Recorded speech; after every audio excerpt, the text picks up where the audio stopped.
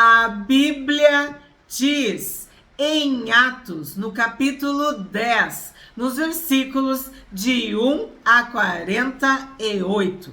Em Cesareia morava um homem chamado Cornélio, que era centurião de uma companhia do exército chamada Italiana. Era piedoso e temente a Deus, com toda a sua casa, fazendo muitas esmolas ao povo e orando sempre a Deus. Um dia, por volta das 3 horas da tarde, durante uma visão, esse homem viu claramente um anjo de Deus que se aproximou dele e ele disse: Cornélio. Este, fixando nele os olhos e possuído de temor, perguntou: O que é, Senhor? E o anjo lhe disse: As suas orações e as suas esmolas subiram para a memória diante de Deus. Então hoje, no capítulo 10, nós vamos ver a história de Cornélio, um centurião romano, que era piedoso, temente a Deus e que recebeu a visitação de um anjo. Ele era um gentil que adorava e orava a Deus. E era uma autoridade, e rico, influente, alguém importante, mas que amava a Deus. E ele, além de amar a Deus, ele colocava em prática, quer dizer, a sua fé era demonstrada por suas boas obras. E aqui está sendo dito: as suas orações e as suas esmolas subiram para a memória diante de Deus. O que quer dizer isso? Que orações é fé, esmola é obra. Então a fé e as obras têm que andar juntas. A fé sem obras é morta. 5. Agora envie mensageiros a Jope e mande chamar Simão, que também é chamado de Pedro. Ele está hospedado com Simão, curtidor, cuja residência está situada à beira-mar. Simão era um nome muito comum, né? Pode ver que Pedro era Simão e que o curtidor lá, o anfitrião, também era Simão. Logo que o anjo que lhe falava se retirou, Cornélio chamou 2 dos seus servos e um soldado piedoso dos que estavam a seu serviço. Piedoso, entenda-se crente, entenda alguém que também tinha fé, assim como o próprio Cornélio. E depois de lhes explicar tudo, mandou que fossem a Jope. Então, assim, o resumo era: mande chamar Pedro. Tem uma missão, né? Tem algo que precisa acontecer e vai ser por intermédio de Pedro. 9. No dia seguinte, enquanto eles viajavam e já estavam perto da cidade de Jope, Pedro subiu ao terraço por volta do meio-dia a fim de orar. Então, a oração é uma prática, é uma disciplina espiritual. Tu é de Deus, então tu tem que falar com Deus, tu tem que orar. Então, o que acontece? O judeu tem uma prática, uma disciplina muito observada dos horários de oração. Lembra que Daniel orava 3 vezes por dia, com a janela aberta? E isso foi, vamos dizer assim, o crime, a acusação que fez ele ir para a Cova dos Leões. Nós também temos vídeo no canal sobre o personagem bíblico Daniel. Eu convido vocês sempre, assistam essa playlist, ajuda muito quando tu tá lendo um livro, tu saber quem é aquele personagem, né? A biografia. Então agora, quando eu falei da oração, eu me lembrei de Daniel. Pedro estava indo orar ao meio-dia. 10. Estando com fome, quis comer, mas enquanto lhe preparavam a comida, sobreveio-lhe um êxtase. Eu entendo que aqui está deixando bem claro, ele estava com fome, estava perto do meio-dia, mas mesmo diante, vocês vão ver, né, vocês já leram, da situação, ele não cedeu à carne ou à própria fome, não, foi mais forte O Espírito Santo. É isso que eu interpreto desse versículo. Porque estando com fome, quis comer. Tipo, então, ele estava com fome, né? Ele estava a fim de comer. E quando a gente tá com fome, até o cheirinho da comida, né? Então o que acontece? Eles deviam estavam fazendo a comida, ele devia estar sentindo também. Mas enquanto lhe preparavam a comida, sobreveio-lhe um êxtase. Viu o céu aberto e um objeto como se fosse um grande lençol que descia do céu e era baixado à terra pelas 4 pontas, contendo todo tipo de quadrúpedes, répteis da terra e aves do céu. E ouviu-se uma voz que se dirigia a ele: levante-se, Pedro, mate e coma. Mas Pedro respondeu: de modo nenhum, Senhor, porque nunca comi nada que fosse impuro ou imundo. Pela segunda vez, a voz lhe falou: não considere impuro aquilo que Deus purificou. Isso aconteceu 3 vezes e em seguida aquele objeto foi levado de volta para o céu. Então o que aconteceu aqui? A visão era de um lençol, né? De um grande lençol cheio de animais, puros e impuros. E a ordem era: mate e coma. E o Pedro, o apóstolo Pedro, disse não. Como eu digo, se fosse gaúcho, ia dizer: bem capaz, Senhor, capaz que eu vou comer. Nunca comi alimento impuro, imundo, bem capaz. Tipo, eu não vou. Quando ele diz de modo nenhum, nosso, bem capaz, capaz quer dizer isso, mas bem capaz, de jeito nenhum, de modo nenhum. Ele foi categórico. Só que Jesus, né, fala 3 vezes. Porque nós temos essa coisa do 3, já expliquei para vocês. E Pedro negou 3 vezes. Jesus perguntou para ele 3 vezes, né? E agora aqui de novo, 3 vezes. E era para ele matar e comer. Mas ele disse de jeito nenhum. 17. Enquanto Pedro estava perplexo sobre qual seria o significado da visão, eis que os homens enviados por Cornélio, tendo perguntado pela casa de Simão, pararam junto à porta. Chamando, perguntaram se ali estava hospedado Simão, que também é chamado de Pedro. Enquanto Pedro meditava a respeito da visão, o Espírito lhe disse: estão aí 3 homens à sua procura. Portanto, levante-se, desça e vá com eles, sem hesitar, porque eu os enviei. Então Pedro estava perplexo, analisando, refletindo, meditando, tentando entender o que significava aquela visão. Então Pedro desceu e disse àqueles homens: eu sou a pessoa que vocês estão procurando. O que os traz aqui? Então disseram: o centurião Cornélio, homem reto e temente a Deus, e tendo bom testemunho de toda a nação judaica, foi instruído por um santo anjo a mandar chamar você para a casa dele e ouvir o que você tem a dizer.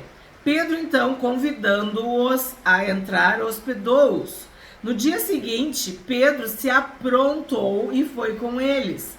Também alguns irmãos dos que moravam em Jope foram com ele. Então, Pedro, o apóstolo Pedro, cheio do Espírito Santo, homem de Deus, o líder da igreja primitiva, obedece e vai com eles.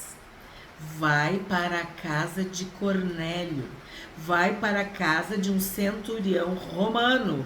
Vai para a casa de um gentil. Tu consegue entender o marco espiritual e histórico disso? Vimos no capítulo da conversão de Saulo que Paulo, né, que Saulo, ele ia ser um instrumento escolhido por Deus para levar o nome de Jesus aos gentios. Mas aqui, Pedro está indo para a casa de um gentil. E não é qualquer gentil, é um centurião romano. Quer dizer, entre aspas, seria um opressor, né? um explorador, um dominador da nação judaica, do povo judeu, de Israel. Mas aí vocês prestaram atenção que diz ali, ó, no 22, homem reto e temente a Deus, e tendo bom testemunho de toda a nação judaica. Quer dizer, ele não se aproveitava da sua posição, da sua autoridade, do seu dinheiro para fazer mal. Ao contrário, ele tinha um bom testemunho. E orava, dava esmolas, era temente a Deus, enfim. Pedro aceitou e foi para a casa de Cornélio. 24. Então Pedro desceu. 24, certo? 24. No dia seguinte, Pedro chegou a Cesareia. Cornélio estava esperando por eles, tendo reunido seus parentes e os amigos mais íntimos. Olha que lindo! Mais outro ponto para Cornélio. Ele reuniu seus parentes e os amigos mais íntimos. Isso é uma lição para nós. A nossa luz começa a brilhar dentro de casa. A nossa luz começa a brilhar na nossa família. A nossa luz começa a brilhar entre os nossos vizinhos, amigos, colegas. Jerusalém, Judéia, Samaria, até os confins da terra. Então Cornélio reuniu seus parentes e seus amigos mais íntimos. Quando Pedro estava por entrar, Cornélio foi ao seu encontro e, prostrando-se aos pés dele, o adorou. Mas Pedro o levantou, dizendo: levante-se, porque eu também sou apenas um homem.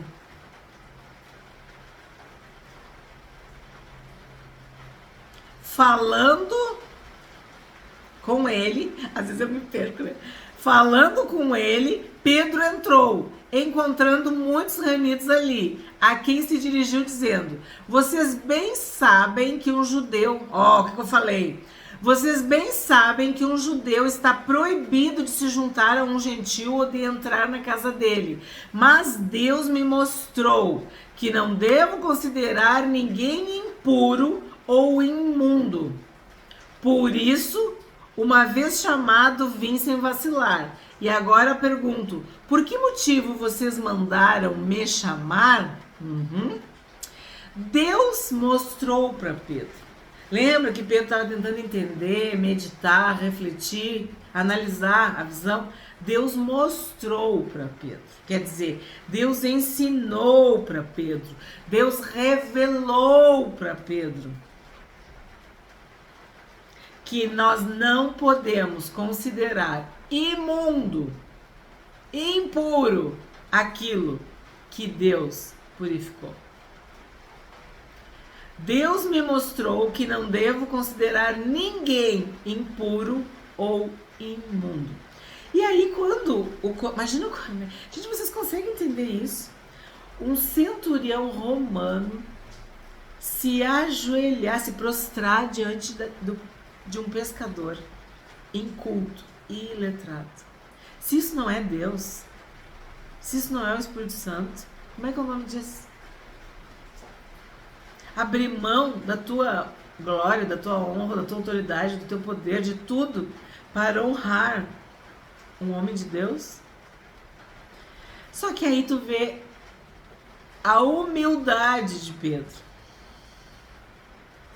Como ele mesmo disse, não importa agradar pessoas, importa agradar a Deus, fazer a vontade de Deus. Então ele diz para Cornélio: levante-se, porque eu também sou apenas um homem.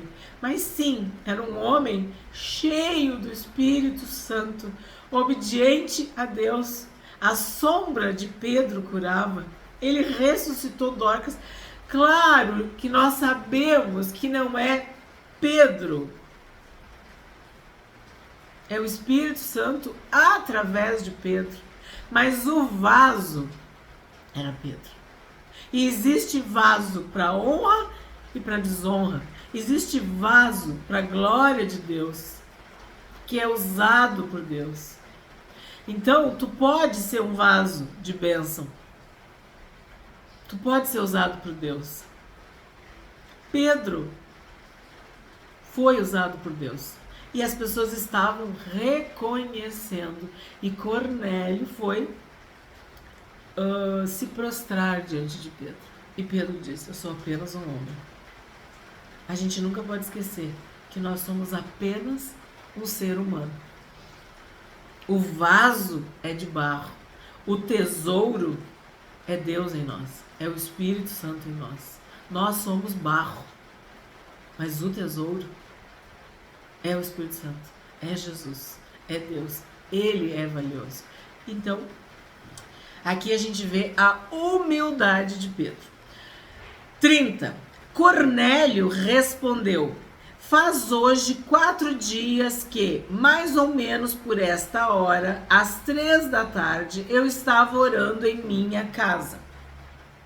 De repente se apresentou diante de mim um homem vestido com roupas resplandecentes que disse: Cornélio, a sua oração foi ouvida e as suas esmolas foram lembradas na presença de Deus.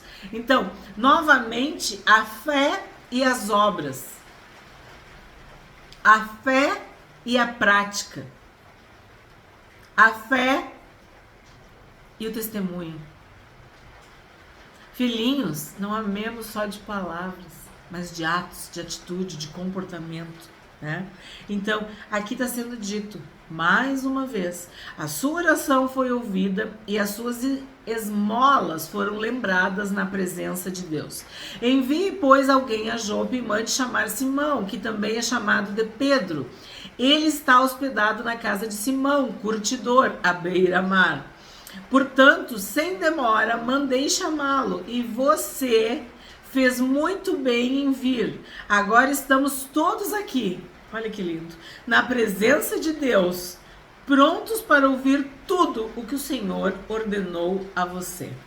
Então, todos, parentes e amigos, na presença de Deus, prontos para ouvir. Esse é o princípio por trás ou por dentro da igreja. Todos reunidos na presença de Deus para ouvir a voz de Deus, para louvar, adorar, glorificar a Deus. Esse é o maior objetivo. E sim, evangelizar, abençoar as pessoas das nossas relações, das nossas amizades, parentes, amigos, vizinhos. 34. Então Pedro começou a falar. Ele disse: reconheço por verdade que Deus não trata as pessoas com parcialidade.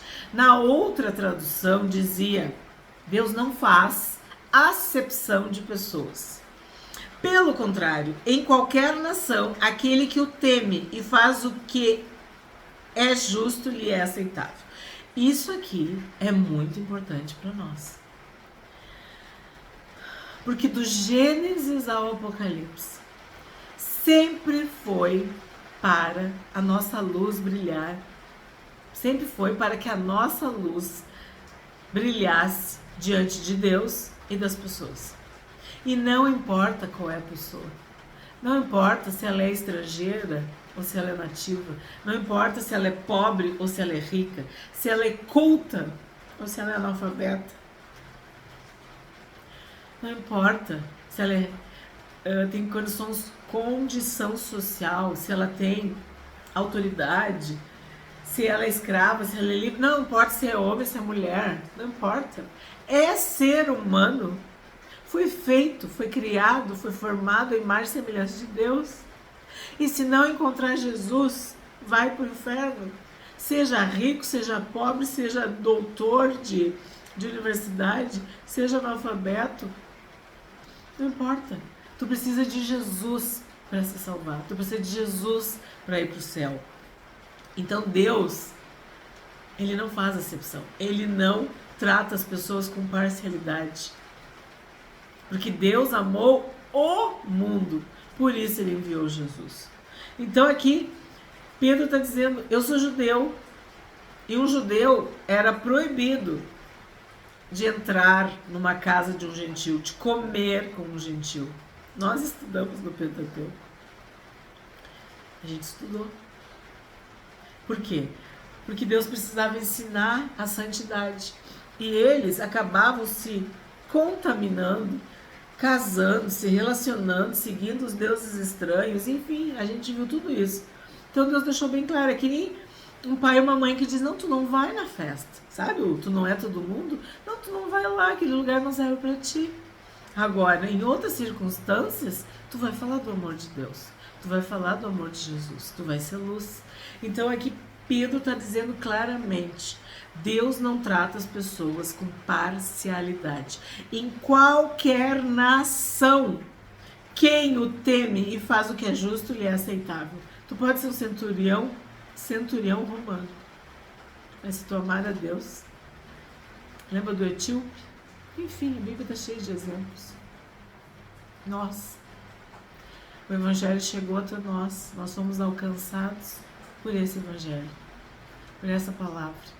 Por isso que é tão importante a gente ler a Bíblia e pregar e contar essa história, até que o Senhor Jesus volte, contar do amor de Deus.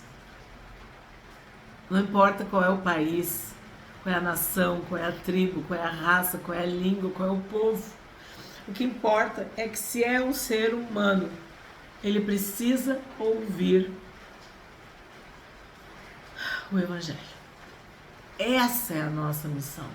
Nós somos semeadores e o semeador saiu a semear.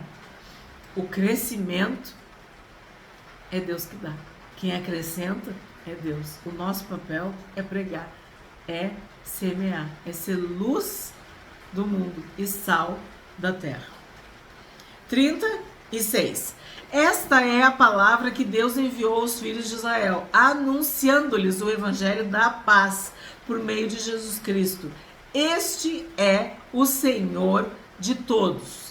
Vocês sabem o que aconteceu em toda a Judéia, tendo começado na Galileia, depois do batismo que João pregou. Como Deus ungiu a Jesus de Nazaré com o Espírito Santo e com poder. Jesus andou por toda parte, fazendo bem e curando todos os oprimidos do diabo, porque Deus estava com ele.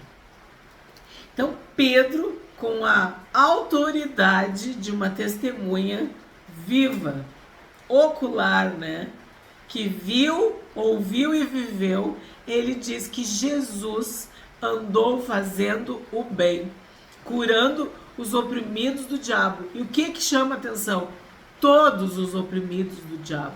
Esse é o evangelho da paz, que deve ser pregado nos 4 cantos da terra, até que o Senhor Jesus volte. 39. E nós somos testemunhas de tudo o que ele fez na terra dos judeus e em Jerusalém. Depois eles o mataram, pendurando-o no madeiro. Mas Deus o ressuscitou no 3º dia e concedeu que fosse manifesto, não a todo o povo, mas às testemunhas que foram anteriormente escolhidas por Deus. Isto é, a nós que comemos e bebemos com ele, depois que ressurgiu dentre os mortos. Jesus nos mandou pregar ao povo e testemunhar que ele foi constituído por Deus como juiz de vivos e de mortos. Dele, todos os profetas dão testemunho de que, por meio do seu nome, todo que nele crê recebe remissão de pecados. Remissão dos pecados.